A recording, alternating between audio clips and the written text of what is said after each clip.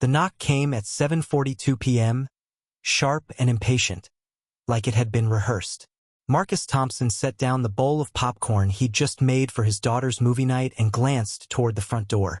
His 6-year-old, Zoe, paused the cartoon and looked up at him with wide eyes. "Daddy, are we in trouble?" Marcus smiled the same easy smile he gave the world every day. "Nah, baby girl. Probably just Mr. Jenkins from down the street wanting help with his sprinkler again. Stay here." He walked to the door in socks, wearing the faded Howard University t-shirt his wife had bought him for their anniversary. When he opened it, 2 men in ill-fitting police-style uniforms stood on his porch, badges catching the porch light. They didn't look like any officers Marcus had ever met in his 15 years married to the county sheriff. "Marcus Thompson?" The taller one barked, chest puffed out. "That's me. You're in violation of HOA covenants. Unapproved basketball hoop, excessive lawn height in the back, and complaints of loud gatherings. We're here to issue a citation and demand immediate compliance. Refusal will result in fines and possible arrest." Marcus leaned against the doorframe, studying them. The shorter man's uniform patch was slightly crooked, and his belt looked like it came from a costume shop. No body cameras. No patrol car in the driveway, just a plain white SUV with temporary plates. He kept his voice gentle. "Officers, I've lived here 8 years. Never had a real problem until the new HOA board took over. The hoop's been there since my daughter learned to walk. Lawn's been cut yesterday. And the loud gatherings? That was the block barbecue where I fed 30 kids whose parents were working late shifts." The tall man stepped closer. "Rules are rules, pal. Sign this or we'll have to take you in." Marcus felt the familiar knot in his stomach, the one that came from knowing exactly what this was. But he had promised Elena, long ago, that he would never let fear or anger steal his peace. Not in front of Zoe. Not in their home. "Mind if I see your badges again?" he asked calmly. The men exchanged a quick look. The shorter one's hand twitched toward a prop holster. Inside the house, Zoe called out, "Daddy, the popcorn's getting cold." Marcus turned his head slightly. 2 minutes, sweetheart. Daddy's handling something." That was the moment the taller man made his mistake. He reached for Marcus's arm. "Don't touch me," Marcus said, voice still low, but steel running through it now. "I know my rights, and I know fake cops when I see them." The shorter man laughed nervously. "You're making this worse for yourself, boy." The word landed like a slap. Marcus's jaw tightened, but he didn't raise his voice. He thought of his wife, Elena Thompson, the first black woman elected sheriff in their county. She was probably finishing up a community meeting right now, talking about de-escalation and trust between law enforcement and neighbors. The irony almost made him smile. Instead, he pulled out his phone. "I'm calling my wife." The taller man sneered. "Go ahead. She can't help you tonight." Marcus dialed. It rang twice. "Hey, babe." Elena's warm voice filled the line. She sounded tired but happy to hear from him. "Zoe already in bed?" "Not yet. We've got visitors. 2 gentlemen claiming to be police. Uniforms look a little creative. They're on our porch demanding I come with them over a basketball hoop." There was a half-second pause, Elena shifting into sheriff mode. "Are they touching you?" "No." "Do they have a warrant?" "No." "Put me on speaker." Marcus tapped the screen and held the phone out. Elena's voice rang clear and authoritative through the evening air. "This is Sheriff Elena Thompson. You are on private property. Identify yourselves immediately. Badge numbers, agency, and supervisor. Failure to do so will be treated as impersonation of law enforcement. I have your vehicle description and I'm dispatching real deputies now. ETA 6 minutes. The color drained from both men's faces. The taller one stammered, "This is an HOA matter, ma'am. We were just..." Marcus watched the transformation.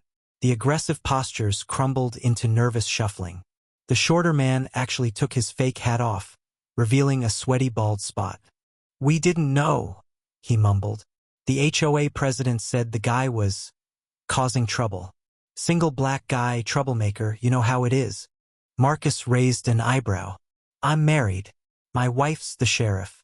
And I coach Little League, run the food drive, and fixed Mrs. Alvarez's fence last month when the storm took it down. For free. Headlights swept the street. 2 real county cruisers pulled up silently, lights flashing but sirens off. Deputies stepped out, people Marcus recognized from barbecues and holiday parties at their house. Elena had clearly called them on another line. The lead deputy, a stocky white man named Ramirez who had eaten Elena's famous collard greens more than once, approached with a sigh.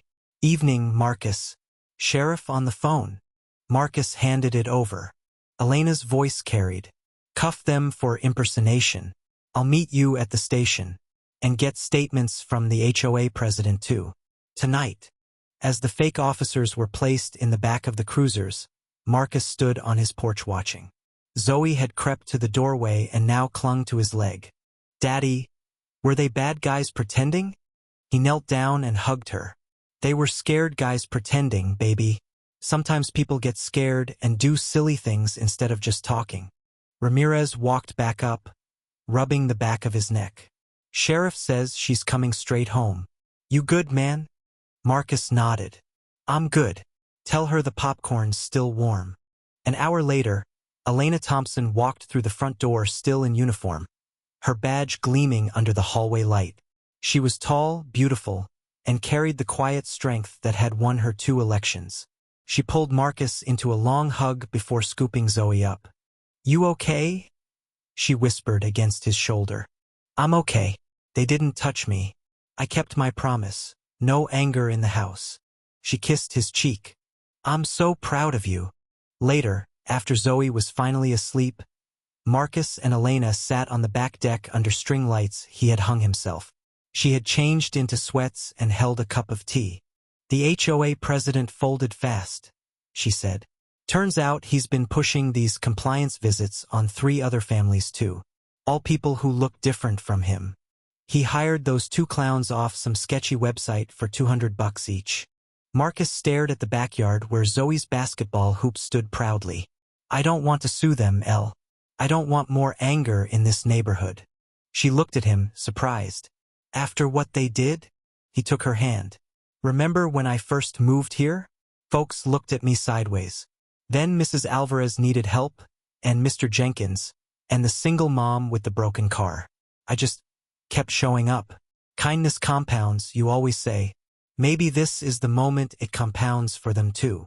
Elena studied her husband, the man who had chosen gentleness even when the world gave him every reason not to. She leaned her head on his shoulder. You're a better person than I am some days. Nah, he chuckled. You're the one who runs toward trouble every shift so the rest of us don't have to. We make a good team.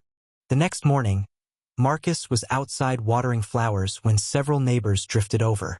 Word had spread. Mrs. Alvarez brought fresh tamales. Mr. Jenkins offered to help trim the hedge.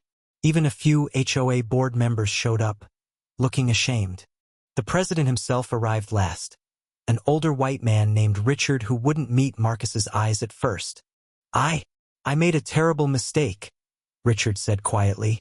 I assumed things. I was wrong. Marcus wiped his hands on his jeans and extended one. We all assume sometimes. What matters is what we do after. Richard shook his hand. It was a real handshake, firm, humbled. I'm calling an emergency board meeting, Richard continued. We're rewriting some of those covenants, making them about neighbors, not control. And I'd like your help, if you're willing. You seem to know what this community actually needs. Marcus smiled. I'm happy to help, but only if we do it together. All of us. That evening, the neighborhood held an impromptu cookout. Children played basketball under the hoop that had nearly started a war. Laughter floated across lawns that had once been divided by invisible lines.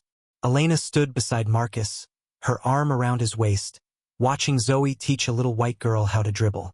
You changed something today, Elena said softly. Not with force, just by refusing to become what they expected. Marcus kissed the top of her head. We changed it. Kindness plus courage. That's the recipe. As the sun set, painting the sky in soft oranges and pinks. Marcus looked around at the faces. Different colors, different stories, all sharing food and space. The fake cops were a mistake, a small, ugly moment born of fear and ignorance.